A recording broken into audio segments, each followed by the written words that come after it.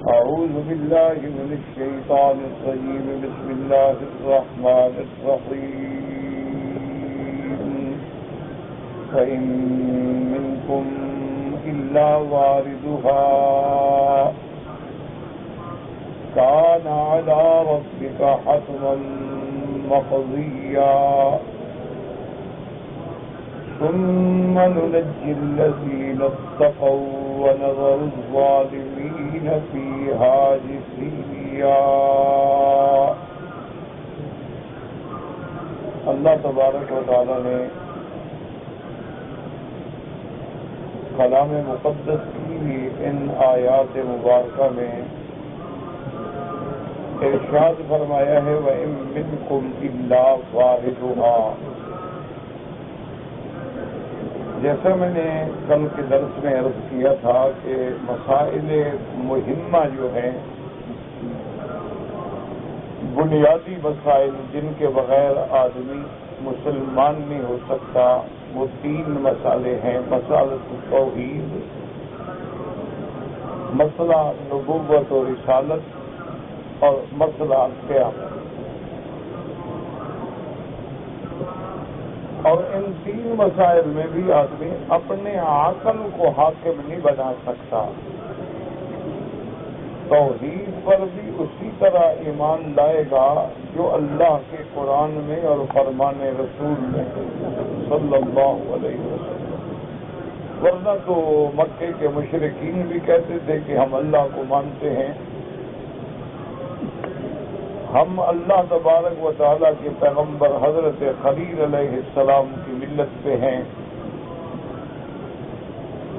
ہم نے اللہ کا کعبہ بنایا ہے، ہم مجاورین کعبہ ہیں، ہم حج کرتے ہیں، خیرات کرتے ہیں، صدقات کرتے ہیں، طواف کرتے ہیں، منی مزدلفہ جاتے ہیں، لیکن اللہ کا قرآن ان کو مشرک کہتا ہے۔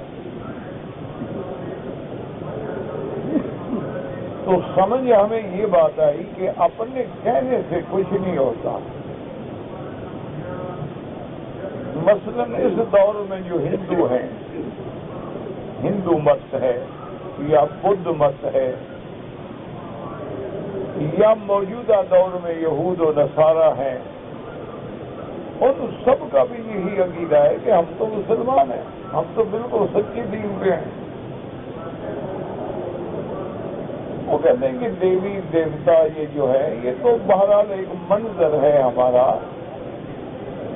اصل تو ہم ایک بھگوان کو مانتے ہیں، یہ اسی بھگوان کے اوتار ہیں، اسی کے بھیجے ہوئے ہیں، اور ہم ان کے ذریعے سے اصل تو اپنے اسی بھگوان کی تلاش میں ہیں۔ اسی لیے میں نے شاید پہلے بھی عرض کیا ہو، اور میں نے خود اپنی آنکھوں سے مشاہدہ کیا۔ اس دفعہ میں حیدرآباد میں تھا تو ان کی دیوالی کی رات، ہندوؤں کی جو سال میں دیوالی مناتے ہیں، تو اتفاق سے میں وہاں مکہ مسجد میں میرا جلسہ تھا، تو راستے میں ہم گزرے اور دیکھا کہ ہزاروں کی تعداد میں دیے جلا رہے ہیں، دیواروں پہ اور مکانوں پہ اور دکانوں پہ اور چھتوں کے کناروں پہ اور سڑکوں پہ، اور لاکھوں کی تعداد میں دیے جل رہے ہیں۔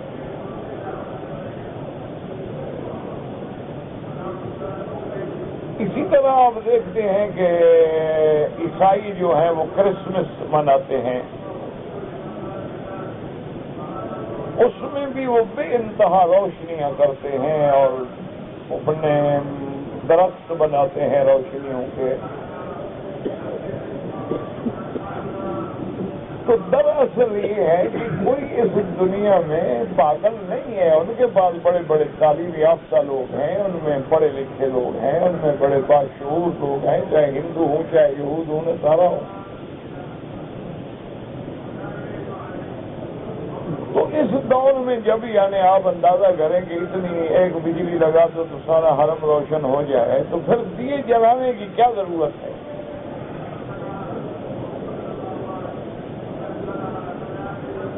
پھر اس تعداد میں دیے جلانا کہ ہزاروں نہیں لاکھوں کی تعداد میں دیے جلائے جاتے ہیں،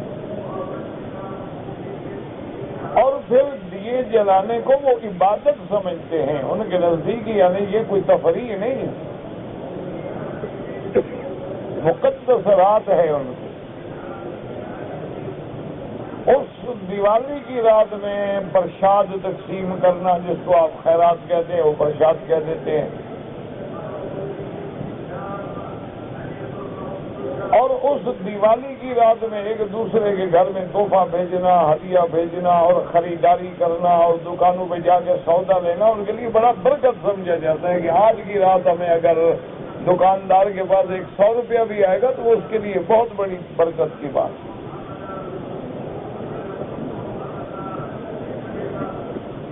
تو اصل وجہ کیا ہے، اس بات پہ غور کریں کہ یہ ہر مذہب کا آدمی جو ہے وہ اس نور کی تلاش میں ہے جس نور کے ذریعے وہ اللہ تک پہنچ سکے،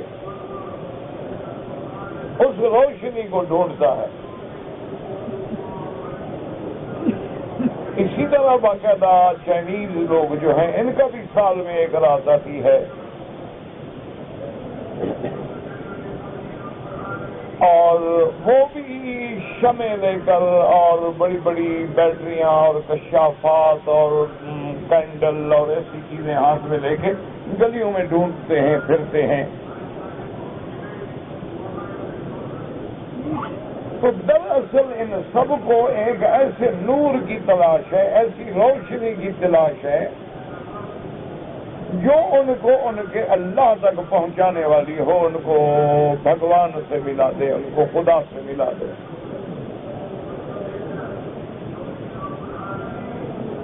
اسی لیے آپ دیکھتے ہیں کہ بدھسٹ جو ہیں، بدھ مت کے ماننے والے لوگ جو ہیں وہ غاروں میں کئی سال تک رہتے ہیں اور بالکل سوکھی روٹیوں پہ اور پتوں پہ اور سبزیوں پہ گزارا کرتے ہیں، اور نہ کوئی لباس ہے، بس وہ ایک جوگیوں والا لباس ہے، اوپر نیچے ایک بڑی چادر گلے میں باندھی ہوئی ہے، سر مڑایا ہوا ہے اور پڑے ہوئے ہیں، اور ساری رات کھڑے ہیں اور چلے کاٹ رہے ہیں۔ وجہ کیا ہے؟ وہ بھی خدا کو ملنا چاہتے ہیں۔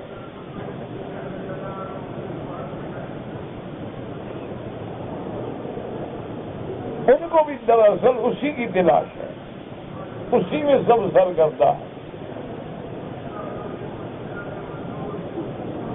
اسی لیے قرآن پاک بتاتا ہے کہ مشرکین مکہ سے جب پوچھا جاتا تھا کہ آسمانوں اور زمینوں کا خالق کون ہے، وہ کہتے اللہ ہے۔ وہ اللہ کو مانتے تھے، وہ کہتے ہم اللہ کو نہ مانتے تو اللہ کا گھر بناتے۔ جو آدمی نہ مانتا ہو وہ تو بنا ہوا بھی توڑ ڈالے نا۔ وہ کہتے جناب ہم تو اللہ کے گھر کو صرف مانتے نہیں بلکہ اتنا ادب احترام کرتے ہیں اپنے عقل سے کہ وہ کپڑوں کے بغیر طواف کرتے تھے، مرد بھی عورتیں بھی بغیر لباس کے۔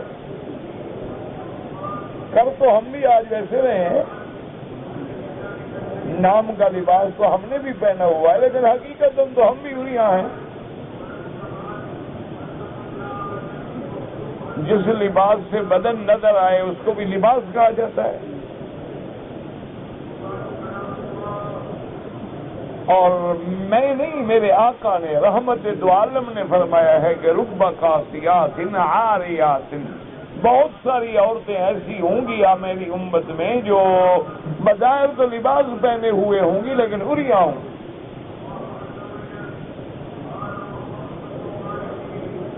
تو اس پر محدثین نے تفسیر جو بیان فرمائی ہے اس حدیث کی، تو اس کے دو معنی بیان کی ہے۔ فرمایا رب قاسیات عاریات کا کیا معنی؟ یا تو اتنا باریک لباس ہوگا کہ بدن نظر آئے گا، تو گویا وہ بھی عریانہ کے حکم میں ہے کہ لون کی سلوار بندے نے عورت نے پہنی ہوئی ہو اور دھوپ ہو روشنی ہو، خود اندازہ لگا لیں، کہنے کی ضرورت ہی نہیں۔ اور رب قاسیات عاریات، یا محدثین نے فرمایا کہ ایک معنی یہ بھی ہے کہ لباس تو کپڑا تو بڑا موٹا ہے لیکن اتنا بدن پہ تنگ سلا ہوا ہے کہ ہر عضو نظر آ رہا ہے۔ تو یہ بھی آریات کے حکم ہیں۔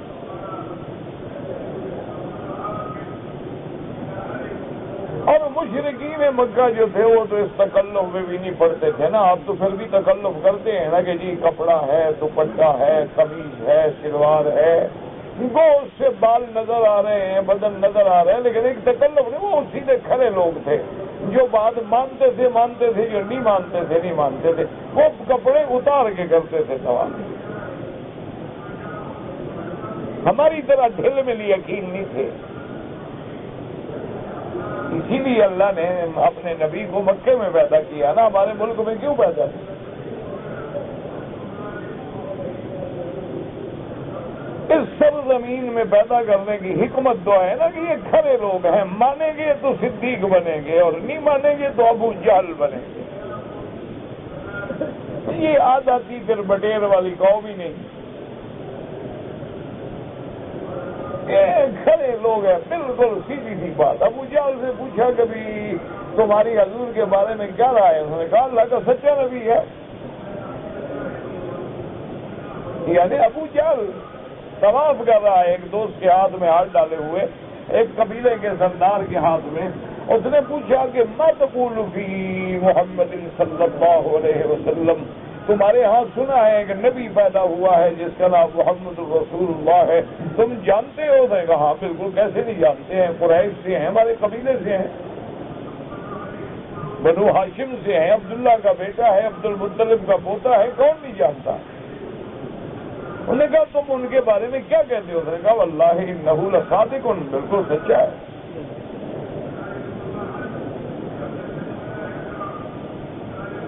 اس نے کہا بھائی سچا ہے؟ اس نے کہا بالکل سچا۔ اس نے کہا کیا کہہ رہے ہو ابو الحکم؟ وہ ابو الحکم کہلاتا تھا نا اس وقت۔ تو اس نے کہا تم کیسے کہہ سکتے ہو کہ وہ سچا ہے؟ تمہارے پاس اس کی سچائی کی دلیل کیا ہے؟ اس نے کہا کمال کرتے ہو، ولد فینا عاش فینا 40 سنۃ، ہمارے قبیلے میں پیدا ہوا، 40 سال گزارے، ما کذب علی انسان قط، کبھی کسی بندے پر جھوٹ نہیں بولا، وہ خدا پہ جھوٹ بولے گا؟ جس ذات نے کبھی کسی بندے پر بھی جھوٹ نہیں بولا،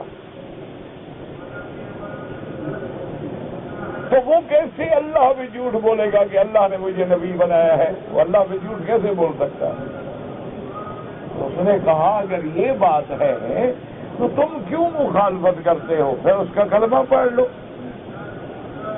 اس کے دین میں شامل ہو جاؤ۔ اس نے کہا نہیں، یہ ہمارا ہے آپس میں خاندانی مقابلہ ہے، سچا لیکن مانیں گے نہیں۔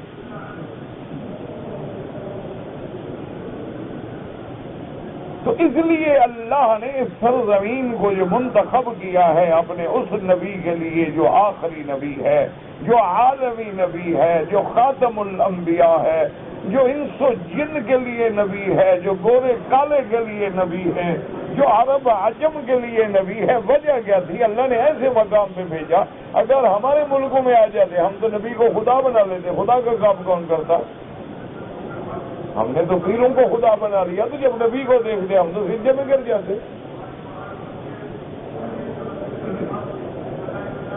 ہم تو بڑی سیدھی سادی ماننے والی قوم ہے ماشاءاللہ۔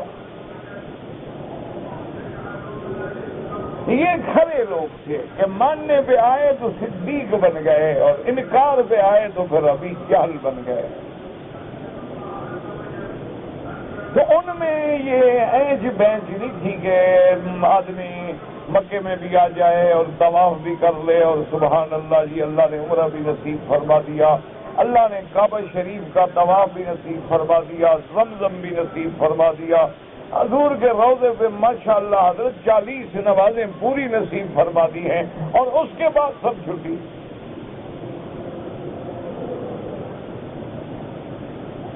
یہ ایسے لوگ نہیں تھے کہ ہم لوگ جو ہیں حضور کا نام آئے تو اپنی انگلیاں بھی چوم لیں، لیکن حضور جو فرمائے اس پہ عمل نہیں کرنا۔ آذان ہو رہی ہو تو کھڑے ہو جائیں لیکن نماز نہیں پڑھیں گے۔ مسجد کا احترام ہے دور سے سلام کریں گے، اندر کبھی نہیں جائیں گے، پاؤں جل جائیں خدا نہ خواستہ اندر جائے.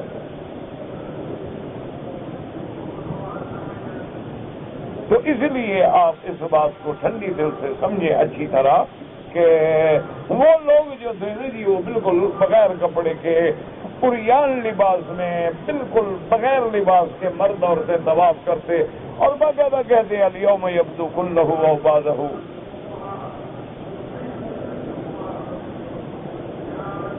تو ان سے پوچھا گیا ابھی ایسی حرکت کیوں کرتے ہو؟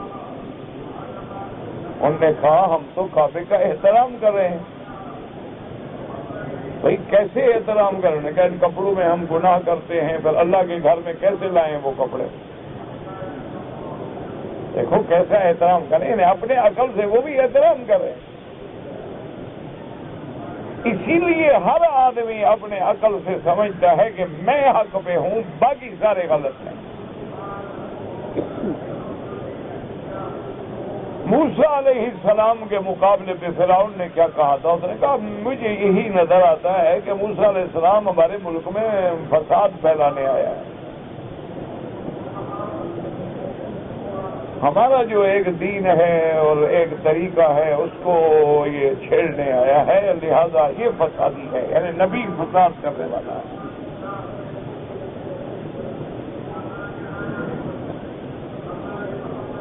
تو اس لیے میرے عزیز اصل بات جو ہے نا یہ ہے کہ ہندو بھی اسی کی تلاش میں ہے، یہودی بھی اسی کی تلاش میں ہے. وہ عزیر کو جو بیٹا کہہ کے اس کی عبادت کرتا ہے وہ کہتا ہے جب بیٹا راضی ہوگا تو باپ خود بخود راضی ہو جائے گا نا.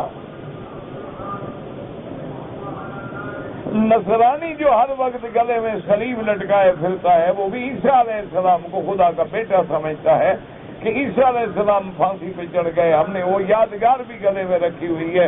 جب عیسیٰ راضی ہوگا اس کا باپ نعوذ باللہ اللہ بھی راضی ہو جائے گا.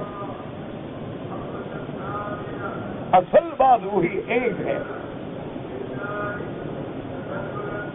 وہ بھی یہی سمجھتے ہیں کہ بھگوان جو ہے وہ پتھر کا نہیں ہے. وہ کہتے ہیں بھگوان پتھر کا نہیں ہے لیکن پتھر بھگوان کا ہے.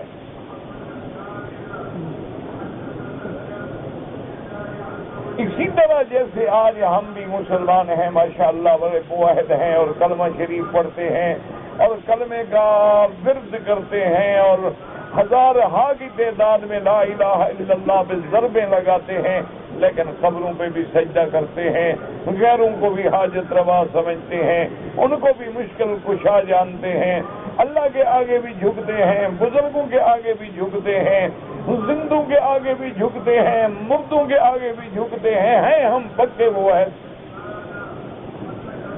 اللہ کے ماننے والے، کلمہ شریف پڑھنے والے. اور روزانہ ماشاءاللہ آیت الکرسی پڑھ کے ایسے زور سے پھونک مارتے ہیں معلوم ہوتا ہے ابھی اندر نکل جائے گی یہ پھونک ان کے. لیکن لا الہ کا ترجمہ آج تک سمجھ نہیں آیا.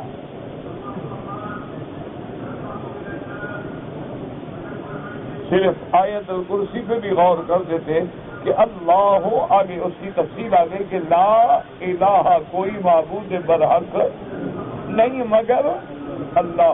کون؟ الحی جو زندہ ہے اور ہمیشہ زندہ رہے گا.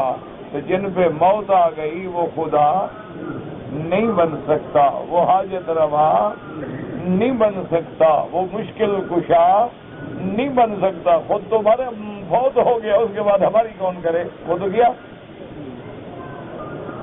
مشکل کشا تو خود چلا گیا. القیوم الذی لا تاخذ سب کو تھامنے والا، سب کے سنبھالنے والا، جس کو اونگ بھی نہیں آتی اور نیند بھی. تو معلوم ہوا جن کو نیند آتی ہو وہ خدا، وہ مشکل کشا، وہ حاجت روا نہیں بن سکتے ہیں. لا تأخذہ سنۃ ولا نوم لہ ما فی السماوات وما فی اسی کے لیے ہے جو آسمانوں میں ہے اور زمینوں میں ہے. جب سب اسی کے لیے ہے تو غیروں سے کیوں مانگ رہے ہو؟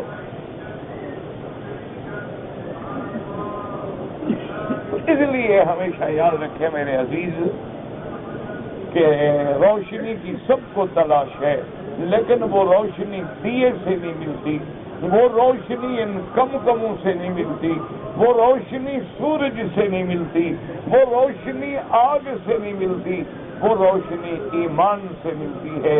جب اللہ راضی ہوتا ہے تو دل میں نور ایمان پیدا کر دیتا ہے۔ اسی لیے قرآن کہتا ہے فَمَن يُرِدِ اللَّهُ أَن يَهْدِيَهُ، اللہ فرماتی ہیں کہ جس کے لیے اللہ ہدایت کا فیصلہ فرما دیں یشرح صدرہ للاسلام وَهُوَ عَلَى نُورٍ مِّن رَّبِّهِ،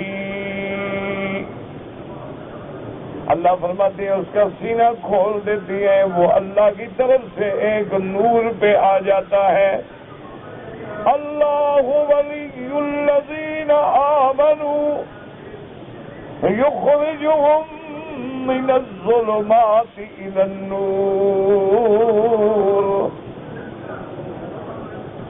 اللہ نے فرمایا اللہ دوست ہے، اللہ متولی ہے، اللہ ناصر و مددگار ہے ان لوگوں کا جو ایمان لائے ہیں، ان کو ظلمات کفر کے شرک کے اندھیروں سے نکال کے نور ایمان کی طرف لاتا ہے۔ وہ نور ہے نور ایمان، وہ دیے سے نہیں ملتا۔ کہاں ملے گا؟ فرمایا وَاتَّبِعُوا النُّورَ الَّذِي، اس نور کو ہم ڈھونڈنا چاہتے ہیں، کہاں ڈھونڈیں؟ اللہ نے فرمایا وَاتَّبِعُوا النُّورَ الَّذِي أُنزِلَ مَعَهُ، اگر اس نور کو ڈھونڈنا ہے تو میرے مدنی کے تابع ہو جاؤ، اور نور وہ ہے جو ہم نے محمد مصطفیٰ پہ اتارا ہے۔ میرا اللہ وہ کیا ہے؟ فرمایا انزلنا الیک نورا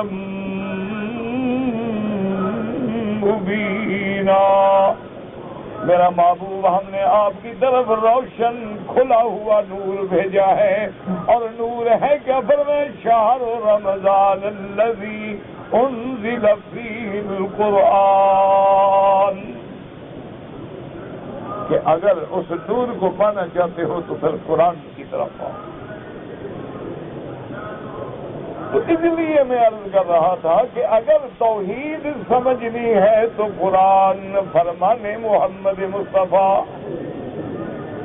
جس کو قرآن سمجھائے گا وہ توحید جو میرا مدنی محمد مصطفیٰ فرمائیں گے وہ توحید، اور میرے محبوب نے فرما دیا کہ میری امت کو چاہیے اذا سألت، جب سوال کرو تو فاسأل من اللہ، سیدھا اللہ سے سوال کرو۔ یہ نہیں فرمایا کہ بڑی چیزیں مانگو تو اللہ سے اور چھوٹی مانگو تو پیروں سے، نبیوں سے، ولیوں سے، فرمایا نانا جو مانگنا ہو ہر سوال، اور فرمایا پھر سوال اس سے کرو جو قریب بھی ہو، دور ہے تو کب پہنچے گا؟ اب دیکھو نا، تمہارا ایک بھائی ہے، خیر خواہ ہے، دوست ہے، اپنے ملک میں ہے، تمہیں تکلیف ہو اس کو بلاؤ تو آنے میں بھی 24 گھنٹے لگیں گے نا، تو تریاک آنے تک تو بندہ مر جائے گا۔ اور میں نہ اس کو پکارو، کس کو؟ اذا سالک عبادی انی فانی قریب، میرا مولا کتنا قریب، فرمایا نحن اقرب الیہ من حبل الورید، تیری شاہ رگ سے بھی نیڑے، میرا مولا شاہ رگ سے کیسے قریب؟ تیرا مقام تو عرش اولا ہے۔ فرمایا اس لیے احاط بکل شیء علما، میری مخلوق میرے علم کے اندر ہے، جو میرے علم میں ہو میرے قریب ہے، وہ مجھ سے دور نہیں ہو سکتا۔ دور تو وہ ہوتا ہے جس کا پتہ نہ ہو۔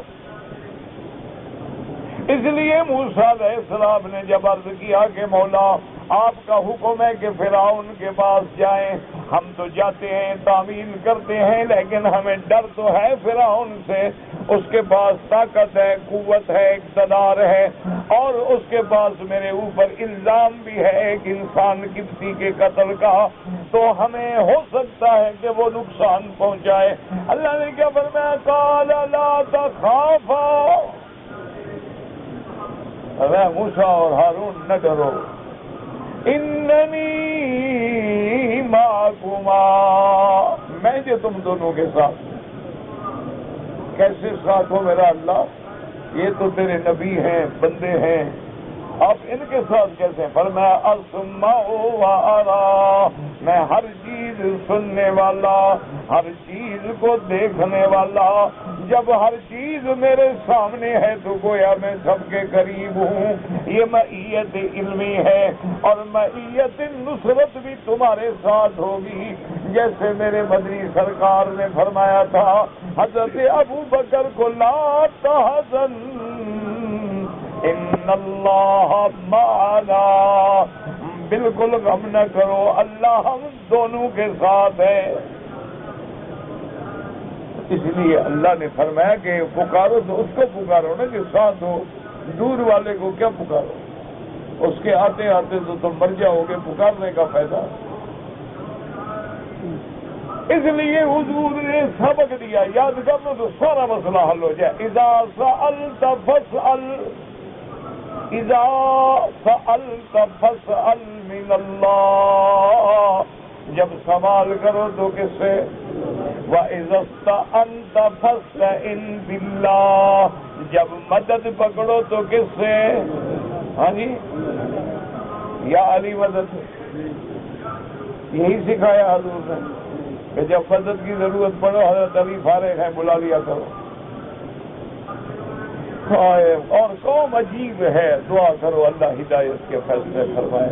ایک طرف ہمیں رو رو کے سناتے ہیں حضرت حسین شہید ہو گئے، پیاسے شہید ہو گئے، 72 شہید ہو گئے، خاندان شہید ہو گیا، ظلم و تشدد کا بازار گرم ہو گیا، لیکن علی ان کی مدد کو نہیں پہنچا. ہم کشتی لڑیں گے، نعرہ لگائیں گے تو آپ مدد پا جاتے ہیں. کوئی عقل کرو، کوئی اللہ نے عقل تو دیا ہے نا. چلو قرآن حدیث نہ مانو، عقل تو ہے. تو اس لیے حضور نے فرمایا کہ جب مدد پکڑو تو کس کی مدد پکڑو؟ حضرت علی جب مدد پکڑتے تھے کس کی؟ کس کے نام کا نعرہ لگا کے میدان میں اترتے تھے؟ کس سے نصرت طلب کرتے تھے؟ حضرت حسین رضی اللہ تعالیٰ عنہ نے کس سے مدد پکڑی؟ باقی میرے اللہ کا نظام ہے، کبھی اس کے اپنے خون میں تڑپائے جاتے ہیں اور دشمن خوش ہوتے ہیں. یہ نظام ہے اس کا.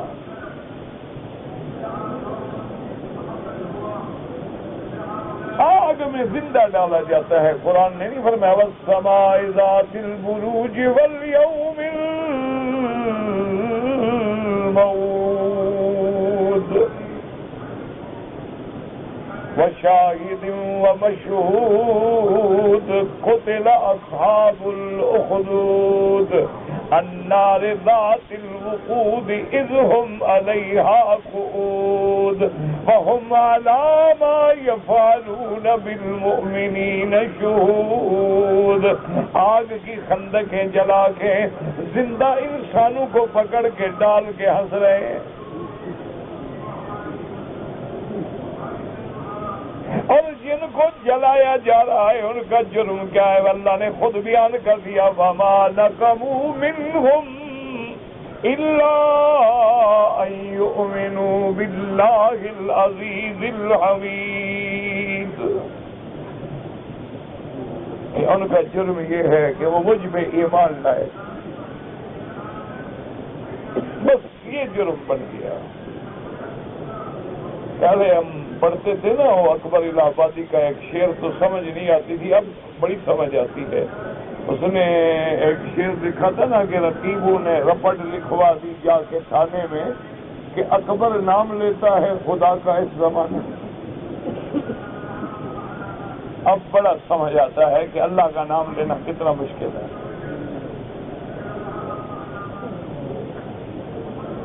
تو اس لیے حضور نے فرمایا مدد مانگو اللہ سے.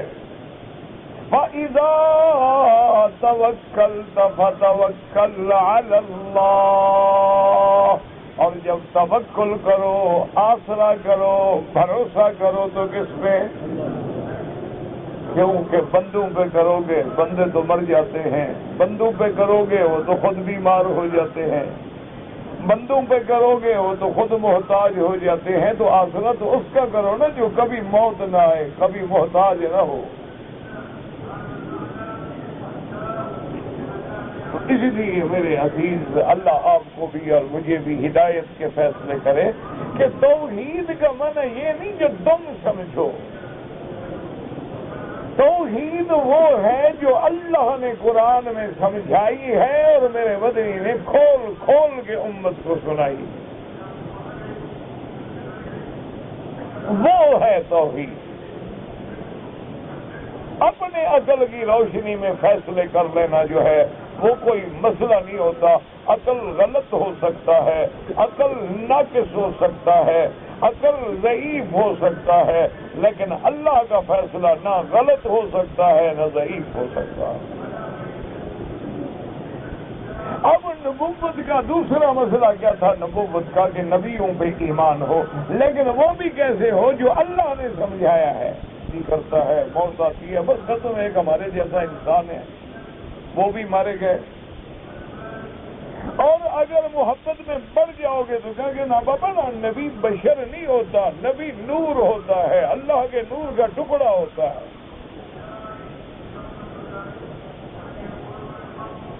وہ بھی گئے. تو اس لیے نبوت اور رسالت کا معنی کون سمجھائے گا؟ قرآن. اور کون سمجھائے گا؟ محمد الرسول اللہ کہ انما انا بشر مثلکم یوحی الی،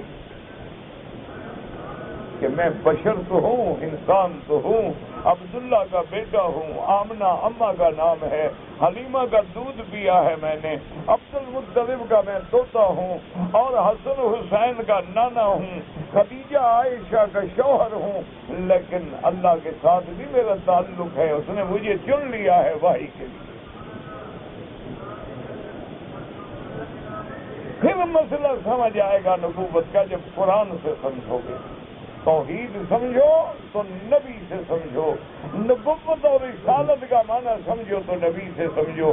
اگر عقل سے سمجھو گے کبھی قادیانی بن جاؤ گے، عقل سے سمجھو گے کبھی گستاخ بن جاؤ گے، عقل میں سمجھو گے تو کبھی نبی کو خدا بنا بیٹھو گے، عقل سے سمجھو گے تو کبھی نبی کو اللہ کا بیٹا بنا بیٹھو گے. تمہارا عقل کچھ نہیں، اصل مسئلہ وہ ہے جو اللہ کا قرآن اور نبی خود بیان فرماتا ہے. اسی طرح تیسرا مسئلہ جو ہے وہ قیامت کا ہے. اب قیامت کا مسئلہ جو ہے وہ اتنا اہم ہے، یاد رکھو کہ اللہ نے اس نظام کو چلانے کے لیے مسئلہ ہی ایمان بالقیامت ہے کہ اللہ پاک نے فوجی نہیں بھیجی.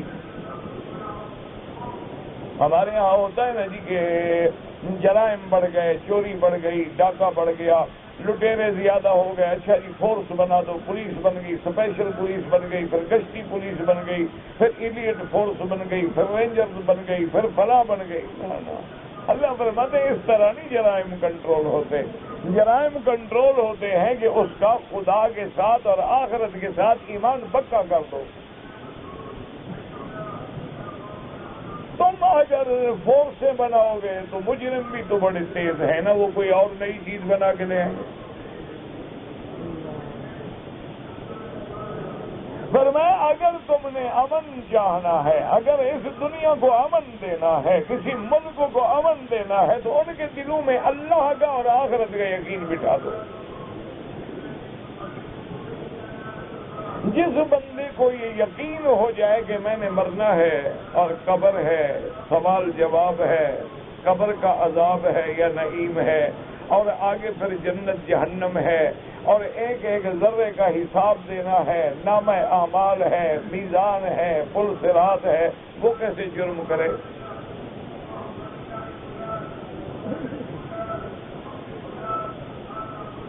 اسی لیے دیکھیں نا، ایک آدمی ہے رات کو 3 بجے اٹھتا ہے گھر میں، کوئی جگانے والا نہیں، کوئی دروازہ کھٹکھٹانے والا نہیں، کوئی اس کو کہنے والا نہیں، کوئی فورس کرنے والا نہیں، لیکن رات کو 3 بجے اٹھ کے، بلکہ بتی بھی نہیں جلاتا کہ اور ڈسٹرب نہ ہوں گھر والے، اور آرام سے وضو کرتا ہے، کھٹکا بھی نہ ہو، آرام سے دروازہ کھولتا ہے، وضو کرتا ہے، مصلے پہ اندھیرے میں کھڑا ہے، سر سجدے میں ڈال کے رو رہا ہے سبحان ربی الاعلیٰ، سبحان ربی الاعلیٰ۔ اس کو جگانے والا کون ہے؟ اور ایک بندہ باہر بستہ لگا کے سودا بیچنے کے لیے کھڑا ہے، اذانیں ہو رہی ہیں، تکبیر ہو رہی ہے، امام کا قرآن سن رہا ہے، بدبخت نماز نہیں پڑھتا۔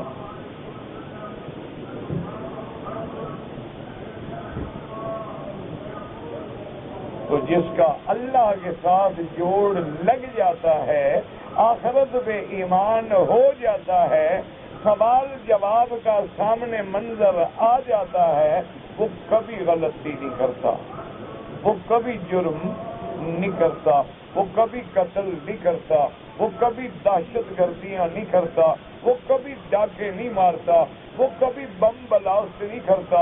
اس کو پتا ہے کہ اگر ایک بندہ بھی مجھ سے بے گناہ مارا گیا تو اس کی سزا اتنی بڑی ہے کہ جزاؤہ جہنم خالدا فیہا وغضب اللہ علیہ ولعنہ واعد لہ عذابا مہینا۔ تو اتنے بڑے عذاب کا جب یقین ہو تو اپنے آپ کو کون انگاروں میں ڈالے گا؟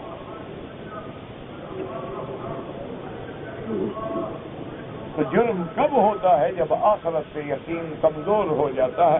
چھوڑو یار، کس نے مرنا، کون دیکھا، مولوی ملا کی باتیں ہیں، کہاں جہنت ہے، کہاں جہنم ہے، کہاں قبر ہے، کہاں عذاب ہے، مر گئے، بچ گئے، جو دن ہے کافی ہو۔ اس کو پھر تمہاری کوئی فورس جرم سے نہیں روک سکتی۔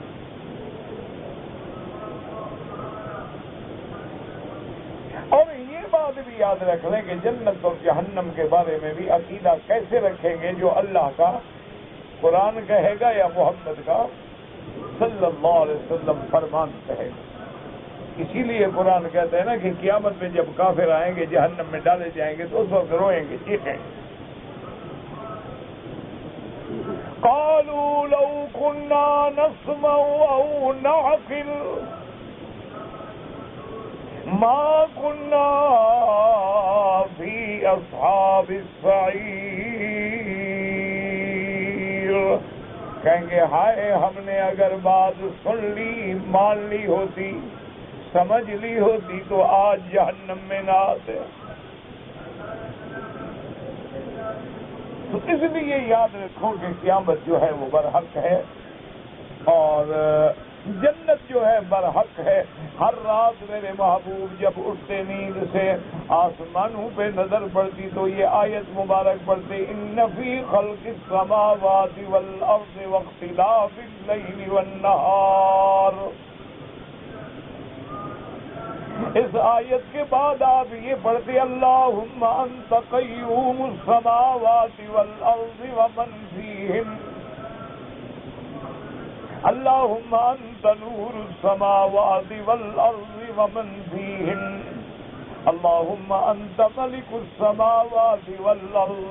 اور آگے حضور پڑھتے، اللہم ان وعدک حق ولقاؤک حق والجنت حق والنار حق والساعة حق والنبیون حق ومحمد صلی اللہ علیہ وسلم حق۔ اللہ تیرا ملنا بھی حق، جنت بھی حق، جہنم بھی حق، قیامت بھی حق، انبیاء بھی حق، محمد مدنی بھی حق۔ ہر رات حضور تہجد کے وقت یہ پڑھتے ہیں تاکہ امت کو سمجھ آ جائے کہ جنت بھی ہے، جہنم بھی ہے۔ اور اسی طرح حضور نے یہ دعا سکھلائی کہ اللہم انی اعوذ بک من عذاب القبر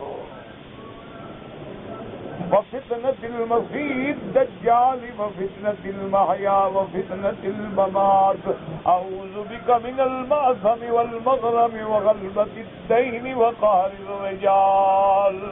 تو معلوم ہوا عذاب قبر ہے، نہ ہو تو میرا محبوب پناہ مانگنا کیوں سکھلائے؟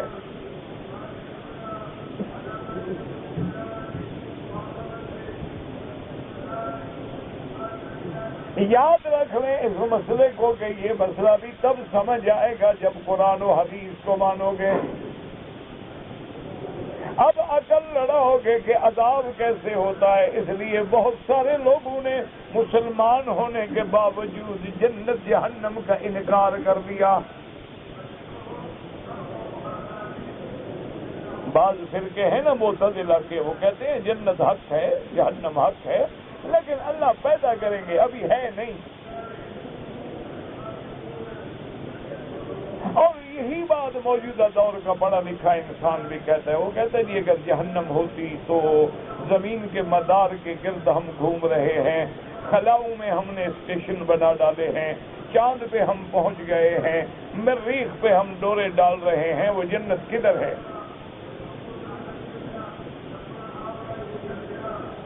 وہ بھی اسی میں ہیں کہ نہ جنت ہے نہ جہنم ہے. معتزلہ کہتے ہیں کہ ہے تو صحیح لیکن اللہ پیدا کریں گے، ابھی پیدا کی نہیں. اچھا کچھ اور فرقے ہیں وہ کہتے ہیں کہ بالکل نہ ہے نہ پیدا کریں گے. بھئی یہ جنت جہنم قرآن میں جو نام نے کہا بابا مانا یہ ہے کہ اللہ راضی ہو گیا جنت ہے، اللہ ناراض ہو گیا جہنم ہے، ورنہ وہ جنت جہنم ہے نہیں. جیسے لوگ کہتے ہیں نا کہ بابا گھر میں جس کے اچھی بیوی ہے، بچے فرما بردار ہیں، بابا جنت ہے. اور اگر نہ فرمانی ہے اور گھر میں فتنے ہیں تو جہنم ہے. وہ کہتے ہیں جنت جہنم تھوڑی ہے. مانا یہ ہے اللہ راضی ہو گیا تو جنت ہے، ناراض ہو گیا جہنم ہے، اور جنت جہنم کوئی نہیں. یہ سب پٹڑی سے اتر گئے.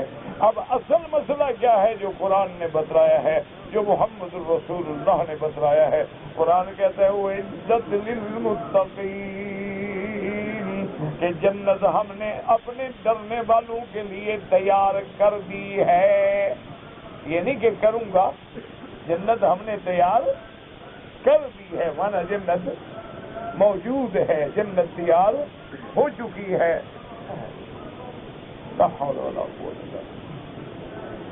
اچھا اب جناب اس کے بعد قرآن نے تو کہہ دیا جنت ہے، اب ہمارے پاس اور گواہی کیا ہے؟ سب سے بڑے گواہ محمد الرسول اللہ. حضور نے فرمایا معراج والی رات اللہ نے مجھے جنت دکھلائی ہے. تو جب حضور دیکھا ہے تو اس سے بڑی گواہی کی کوئی ضرورت ہے ہمیں؟ حضور نے فرمایا تو جنت کے اندر داخل ہوا، میں نے حضرت عمر کا گھر دیکھا. تو اللہ نے قرآن میں فرما دیا، حضور نے گواہی دے دی. جب قرآن میں ایمان آ گیا تو ہمارا ایمان پکا ہو گیا کہ جنت ہے. باقی یہ کہنا کہ جی ہم نے فضاؤں پہ ڈیرے ڈال دیے ہیں، کہاں ہے؟ تو تم نے تو ابھی تک سیارات کو بھی نہیں دیکھا ہے، تم تو ابھی تک ان کواکب و نجوم کو بھی نہیں پا سکے ہو جن کی روشنی ابھی زمین پہ نہیں آئی ہے. تم یہ دعوے کیسے کر سکتے ہو کہ جنت نہیں ہے یا جہنم نہیں ہے؟ یہ تو چاند تو سب سے زمین کے قریب ترین قرآ ہے، یہ کوئی آسمانوں پہ تھوڑا ہے. معلقۃ بین السماء والارض. حضرت ابن عباس فرماتے ہیں قنادیل معلقۃ بین السماء والارض، اللہ نے ان کو زینت بنا دیا ہے، اور یہ آسمانوں اور زمین کے درمیان میں ایسے ہیں جیسے کوئی قنادیل لٹکا دی جائے، کیس لٹکا دیا جائے. یہ آسمانوں میں نہیں ہے کہ تم آسمانوں میں چلے گئے ہو. کسی کا آسمان کے اندر جانا قرآن کہتا ہے منع ہے، آسمان سے نیچے تو قرآن نے نہیں کہا منع ہے. لا تفتح لهم ابواب السماء، آسمان کے دروازے نہیں کھولیں گے. اور جو چیزیں آسمان اور زمین کے درمیان میں ہیں اس کے لیے تو کوئی نص قطعی منع نہیں کرتی. تو اس لیے اب جناب سمجھیں کہ قیامت کے بارے میں بھی ہمیں عقیدہ وہ رکھنا ہوگا جو فرمان ہوگا محمد الرسول اللہ صلی اللہ علیہ وسلم. حضور کا فرمان ہے، قرآن میں موجود ہے کہ جب مومن کی موت کا وقت آتا ہے ملائکہ آتے ہیں، ملک الموت آتے ہیں، ملائکہ رحمت آتے ہیں، اور قرآن کہتا ہے کہ آ کے کہتے ہیں ابشروا بالجنہ، ایمان والو تمہیں جنت کی مبارک ہو. اور حضور فرماتی ہے کہ ملک الموت اپنے آوان کے ساتھ جب آتے ہیں دعا کے کہتے ہیں یا ایتھا الروح الطیب فی الجسد الطیب، اے پاکیزہ روح پاکیزہ بدن میں، فاخرجی الی روح و ریحان و الی رب غیر غضبان، اے روح چلو اللہ کی رحمت کی طرف، اللہ کے پاس چلو، اللہ تم پہ راضی ہے۔ تو حضور پاک نے وہ سارا منظر ہمیں بتلا دیا ہے،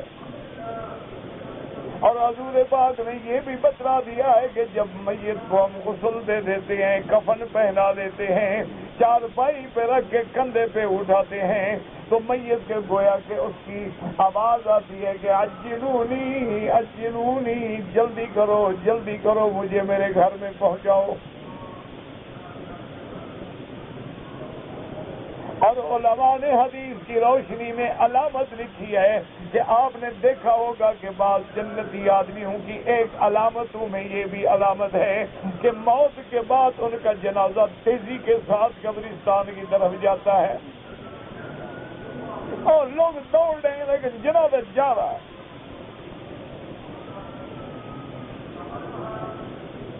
اور کبھی اتنا بوجھ بن جاتا ہے کہ چلا ہی نہیں جاتا اٹھانے والوں کو، حتیٰ کہ حضور سے صحابہ نے پوچھا کہ یا رسول اللہ صلی اللہ علیہ وسلم، حضرت سعد کا جب جنازہ تھا، صحابہ نے پوچھا کہ یا رسول اللہ، ہم نے حضرت سعد کا جب جنازہ اٹھایا ہے تو بالکل خفیف اور ہلکا معلوم ہوتا تھا، حالانکہ سعد تو بڑے ماشاءاللہ قوی جوان تھے۔ حضور نے فرمایا تمہیں پتہ نہیں کہ میرے اس ساتھی کے جنازے میں اللہ کے فرشتے بھی شریک ہوئے۔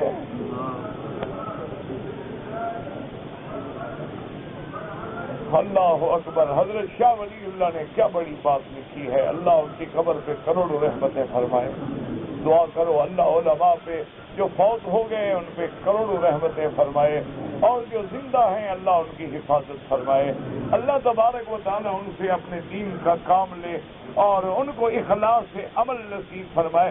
بڑی عجیب بات لکھی ہے، انہوں نے فرمایا جب بندہ مر جاتا ہے تو بعض مردے تو ایسے ہوتے ہیں کہ جنازہ پڑھنے والوں کی دعا کی وجہ سے بخش دیے جاتے ہیں، کہ لوگ کافی آ گئے، سب نے دعا مانگی اللہم اغفر لحینا و میتنا، اللہ ان کی دعا منظور کر کے ان کو بخش دیتے ہیں۔ فرمایا بعض مردے ایسے شان والے ہوتے ہیں کہ ان کی وجہ سے جنازہ پڑھنے والوں کو بخش دیا جاتا ہے کہ اچھا یہ میرے بندے کے جنازے پہ آئے ہیں، بس یہی تو بات ہے نا سمجھنے والی۔ اللہ اکبر اللہ اکبر، باقی بات ہے، اس میں کوئی شک ہے؟ بھلا صحابہ کا جب جنازہ پڑھا جائے، تابعین کا جنازہ پڑھا جائے، شہداء اور اولیاء اللہ کا جنازہ پڑھا جائے، ان کی شان ہی نرالی ہے۔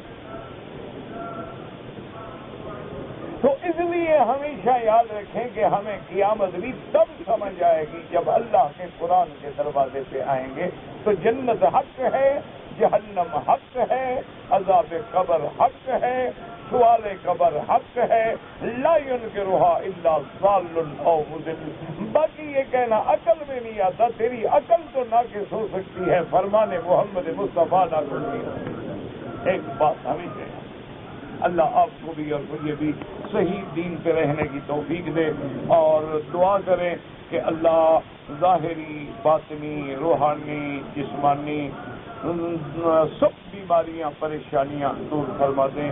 ہم عاجز ہیں، ہم کمزور ہیں۔ بھائی یہ جو آپ کا مسئلہ ہے نا، کسی نے زنا کیا فلاں، یہ دارالفتاء سے جا کے پوچھیں آپ۔ اگر ایک آدمی عمرے پہ آیا ہے تو اس سے گناہ ہو جائے، توبہ کرے، بندہ ہے، انسان سے گناہ تو ہر وقت ہو سکتا ہے۔ حضور نے فرمایا کلنا خطاؤون، ہم سب خطا کار ہیں، خیر الخطائین التوابون، لیکن اللہ کو وہ گناہ گار پسند ہے جو ڈر کے توبہ کر لیتے ہیں۔ توبہ کرو۔ باقی کہتے ہیں جی ہم اگر کسی سے پیار کرتے ہیں تو اپنی گھر والوں سے بھی کسی کو پیار کرنے کی اجازت دو۔ جیسے تم لوگوں کی بیٹیوں سے پیار کرتے ہو اپنی بیٹیوں کا بھی اشتہار لگا دو بھی جو پیار کرنا چاہے کرے. اگر وہاں تمہیں غیرت آتی ہے تو پھر یہاں بھی غیرت آتی ہے. کسی دوسرے کی بیٹی بھی تو بیٹی ہے.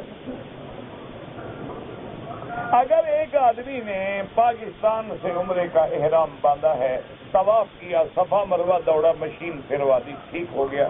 پھر مسجد احرام باندھا لیکن حلقے کے لیے کینچی استعمال کی.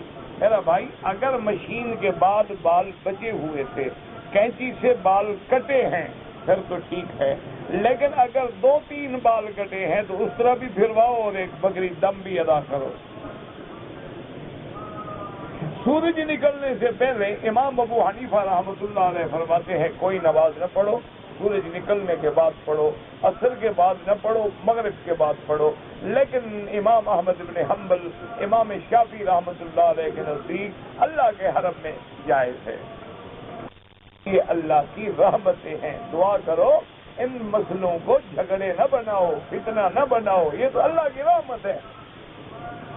دیکھو نا، مثال کے طور پہ ہم حرم میں بیٹھے ہیں، عصر کو آئے، ہماری نیت ہے ہم مغرب پڑھ کے جائیں گے.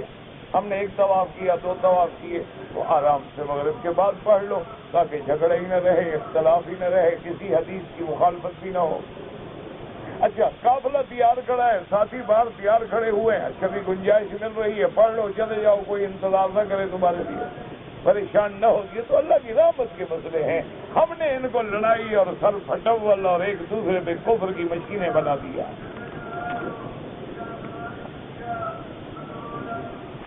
آ رہے تھے انگلینڈ سے اور ہماری نیت تھی کہ ہم پہلے مدینہ جائیں گے، لیکن جب مدینہ پہنچ گئے تو پھر ہمیں مدینہ نہیں جانے دیا گیا، تو مجبوراً ہم مکے آئے اور ایئرپورٹ سے احرام جدے سے باندھ لیا. ٹھیک ہے، کوئی دم نہیں، کیونکہ آپ کی نیت جو تھی مدینے کی تھی، مکے کی نیت ہی نہیں. جب آدمی باہر سے آئے اور مکے کی نیت سے آئے تو پھر میقات سے احرام باندھنا ضروری ہے. اگر نیت اس کی ہے میں طائف جا رہا ہوں، نیت اس کی ہے میں رابغ جا رہا ہوں، نیت ہے میں مدینہ منورہ جا رہا ہوں، تو کوئی بات نہیں. پھر نہیں جا سکا، آ گیا جدے سے احرام باندھ لیا، کوئی دم نہیں. میں اٹلی سے آیا ہوں، میری نیت تھی کہ میں احرام باندھوں گا، لیکن اٹلی سے احرام نہیں باندھا، جدے سے احرام باندھا ہے. آپ کا عمرہ تو ہو گیا لیکن دم پڑ گئی کہ آپ میقات گزر گئے. آپ اٹلی سے نہ باندھتے، آپ جہاز میں بیٹھے بیٹھے باندھ لیتے، 1 گھنٹہ 2 گھنٹے حدود آنے سے پہلے باندھ لیتے تو آپ پر دم نہ پڑتی. اب آپ پر ایک بکری دم ہے، وہ ادا کریں. اگر ایک آدمی نے طواف کے پہلے 3 چکروں میں رمل نہیں کیا، بھول گیا، کوئی بات نہیں، ثواب نہیں ملے گا، جرمانہ کوئی نہیں. ہر طواف عمرے کا ہو یا نفل ہو، اس کے بعد 2 رکعت پڑھنا ضروری ہے.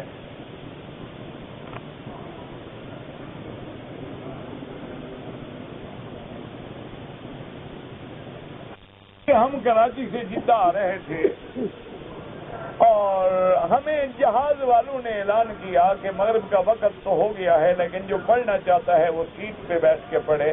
تو ہم نے مجبوراً سیٹ پہ بیٹھ کے، اگر جہاز یعنی کسی موسم کی وجہ سے ڈاواڈول تھا، آپ کھڑے نہیں ہو سکتے تھے یا جگہ نہیں ملتی تھی، پھر رخ قبلے کا کیا تھا کہ نہیں کیا، اس لیے بہتر ہے کہ نماز دوہرا دیں آپ، تاکہ بلا وجہ شک میں نہ رہیں.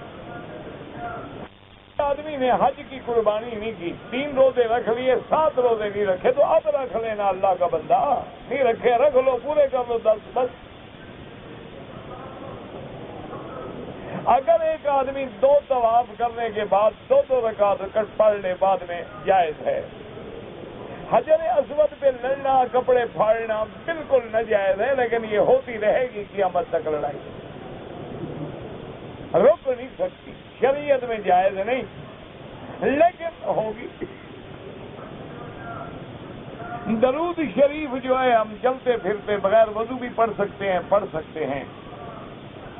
اگر ایک آدمی نے دم دینا تھا، نہیں دیا، اپنے ملک میں چلا گیا، اس کا بیٹا یہاں ہے، وہ اپنے بیٹے کو اجازت دے دے، اس کا بیٹا اس کی طرف سے بکری لے کے دم ادا کر دے.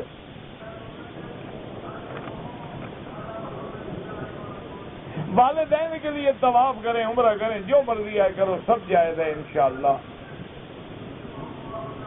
اگر ایک آدمی کے پاس 2 بیویاں ہیں، ایک سے محبت زیادہ ہے، وہ کوئی جرم نہیں، لیکن حقوق دونوں کے ادا کرتا ہو، وقت دونوں کو برابر دیتا ہو، نفقہ دونوں کو برابر دیتا ہو، خرچ دونوں کو برابر دیتا ہو، پھر گناہگار نہیں۔ محبت تو اس کے ہاتھ میں ہے نہیں۔ وہ تو حضور نے خود دعا مانگی، فرمایا اللہم انی اقسم فیما املک، یا اللہ میں اپنی بیویوں میں انصاف کرتا ہوں جو میرے ہاتھ میں ہے، لیکن جو میرے ہاتھ میں نہیں، دل کی خواہش ہو، تمنا ہو تیرے ہاتھ میں، وہ تو میرے ہاتھ میں ہے ہی نہیں۔ ایک آدمی اگر بی بی عائشہ کی مسجد سے احرام باندھ کے عمرہ کیا، اللہ قبول فرمائے۔ عورت کے لیے پردہ فرض ہے، بالکل فرض ہے، تیور سے تو ڈبل فرض ہے۔ اس کو چہرہ دکھانا بالکل ناجائز ہے۔ حضور نے فرمایا دیور تو موت ہوتے ہیں۔ کیوں؟ ان پہ شک کرتا کوئی نہیں۔ جب شک نہیں کرے گا وہی تو تباہی کا ذریعہ بنتے ہیں نا۔ باہر کے آدمی پہ ہر آدمی شک کرتا ہے نا، یار یہ کیوں آ رہا ہے، کیوں جا رہا ہے، کیا وجہ ہے، روز ان کے گھر میں ایک آدمی آ رہا ہے، لیکن دیور پہ کون شک کرے؟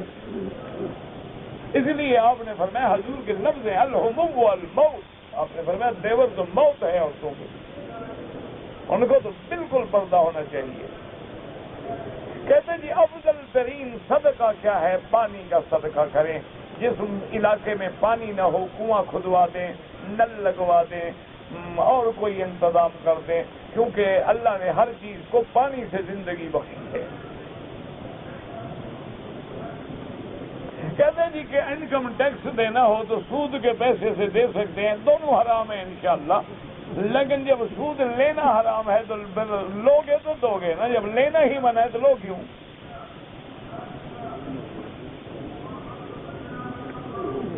اگر ایک آدمی نے طواف کر لیا عمرے کا، صفا مروا دوڑ لیا، 2 رکعت نہیں پڑھی تھی، حلق کرا لیا، کوئی بات نہیں، 2 رکعت تو دوسرے دن بھی پڑھ سکتا ہے۔ نماز جمعہ فرض ہے، ظہر فرض ہے تو جمعہ بھی فرض ہے، لیکن عورتوں پہ فرض نہیں ہے۔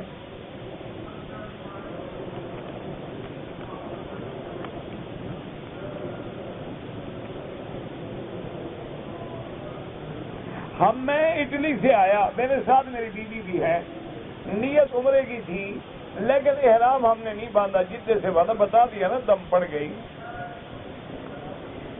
مولوی عبد الکریم صاحب جو ہیں بیمار ہیں، اللہ سب کو شفا عطا فرمائے، آپ بھی دعا کریں اللہ ہمیں بھی اور سب کو شفا دے۔ اپنی بیٹیوں کے ساتھ بغیر محرم کے 10 منٹ کے سفر پہ جا سکتی؟ ہاں جا سکتی ہے۔ کوئی عورت اپنی بیٹیوں کے ساتھ آ کے طواف کر سکتی ہے، محرم نہ ہو بالکل کر سکتی ہے، ضروری نہیں کہ ہر وقت محرم کے ہاتھ میں رسی ڈالے رکھو۔ آنا چاہیں تو ملک سے بغیر محرم کے بھائی بنا کے آ جاتی ہیں، مسئلہ پوچھے تو طواف کا پوچھ رہی ہیں ماشاءاللہ۔ حضرت عبداللہ ابن عمر سے ایک آدمی نے مسئلہ پوچھا کہ مچھر بیٹھا تھا، میں نے مارا، مر گیا، میں محرم تھا، احرام میں تھا، تو میرے احرام کو بھی خون لگ گیا، مچھر بھی مر گیا، اس کی کیا سزا ہے؟ اب نے فرمایا تم ہو کہاں سے؟ اس نے کہا کوفے سے آیا ہوں۔ تو آپ نے فرمایا اس کو کان سے پکڑ کے مسجد کے باہر پھینک دو، حضرت حسین کا خون پی گئے ہیں، مچھر کا مسئلہ پوچھنے آئے۔ بالکل جی، عورتیں طواف کریں، کوئی محرم کی ضرورت نہیں، بالکل مسجد میں آئیں، کوئی محرم کی ضرورت نہیں۔ حضور نے جہاں حکم دیا ہے کہ عورت کے لیے گھر میں نماز افضل ہے، وہاں یہ بھی حکم دیا ہے کہ عورتیں اگر مسجد میں آنا چاہیں تو منع نہ کرو۔ کہ اگر امام نے ظہر میں مثلا اونچی آواز میں قرات نہیں کی تو مقتدی کیا کرے؟ حنفی مسلک میں تو مقتدی فاتحہ نہیں پڑھے گا، کیونکہ حنفی فرماتے ہیں کہ جو حدیث ہے حضور کی اذا قرأ فانصتوا، جب امام پڑھے تو چپ کرو، یہ لفظ مطلق ہے، حضور نے یہ نہیں فرمایا جب زور سے پڑھے تو چپ کرو، جب ایسا پڑھے تو پڑھتے رہو۔ اور دوسری بات یہ ہے کہ حضور نے فرمایا کہ امام کا پڑھنا مقتدی کا پڑھنا ہے۔ اور تیسری بات یہ فرمائی کہ جس کو رکوع مل گیا رکعت مل گئی، حالانکہ ہم نے پڑھا تو کچھ بھی نہیں، اس لیے حنفی مسلک میں تو کچھ نہیں پڑھنا چاہیے، باقی امام شافعی رحمۃ اللہ علیہ کے نزدیک تو ہر نماز میں پڑھے۔ کہتے جی کہ مسجد عائشہ سے اگر مردوں نے احرام باندھا ان کا بھی ٹھیک ہے، کوئی مسئلہ نہیں، دین سب کے لیے ہے۔ اگر ایک آدمی نے طواف کیا ہے، مقام ابراہیم کے پیچھے 2 رکعت پڑھ لی، بس طواف کی 2 رکعت ہیں، اب حتیم میں وہ پڑھنا چاہتا ہے اور نفلیں پڑھتا رہے، لاکھ دفعہ پڑھے۔ عورت ہے پشاور سے آئی ہے عمرے کے لیے، اس نے عمرے کا طواف کیا، صفا مروہ نہیں دوڑی، اگر ابھی زیادہ وقت نہیں گزرا تو صفا مروہ دوڑ کے بال کٹا لے، اگر کئی دن گزر گئے ہیں تو بال کٹوائے لیکن ایک دم بھی ادا کرے کہ صفا مروہ واجب ہے، اس نے چھوڑ دیا ہے۔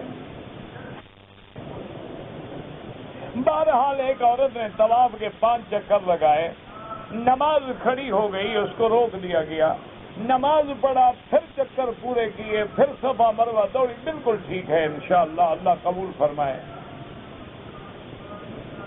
جو بندہ صحابہ کو نہ مانے، بہرحال سیدھی سی بات ہے کہ صحابہ کا ذکر قرآن میں ہے، جو قرآن کو نہ مانے وہ مسلمان نہیں ہو سکتا۔ اگر کوئی عمرے پہ آیا ہے تو طواف الوداع واجب نہیں، افضل ہے کہ طواف الوداع کرے، ان یکون آخر العہد بالبیت الطواف۔ اگر کوئی عورت حیض کی حالت میں ہے قرآن نہ پڑھے، کہتے جی کہ اقرأ بسم ربک الذی خلق، جس کی اولاد نہ ہو پڑھے دم کرے، مجھے نہیں پتا، ہو سکتا ہے کسی نے لکھا ہو، بہرحال اللہ کا قرآن ہے، قرآن پڑھنا بالکل جائز ہے۔ حجر اسود کا بوسہ دینے کا موقع نہیں ملا، کوئی حرج نہیں، اشارہ بوسے کے قائم مقام ہے،